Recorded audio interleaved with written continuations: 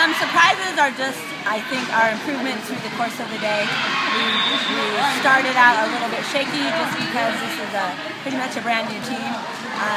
So that team chemistry isn't really there yet, and that all started coming together at the end of the tournament. I mean, that was a team we played first, and we split with them. So then to finish it out, getting them in two, just shows that as a team they're definitely coming together, and that's all about talking and stuff. So yeah, I'm very happy with this team. They work hard in practice every day. Every single one of them are extremely coachable, and they make my job pretty easy. I said we just need to focus, move our feet. We needed to get a pass, and we needed to make good decisions. I always tell them better the ball in all instances if possible, and we turned it around and did that. So I pretty much have a big motto that it's bodies on the floor.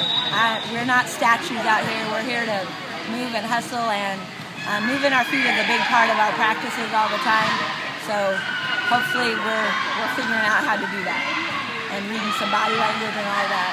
So just that I'm very proud of our team, and go Wave. And this was a perfect tournament for us to start off with. So we'll hope to play in bigger and a little higher level competition as the season goes on.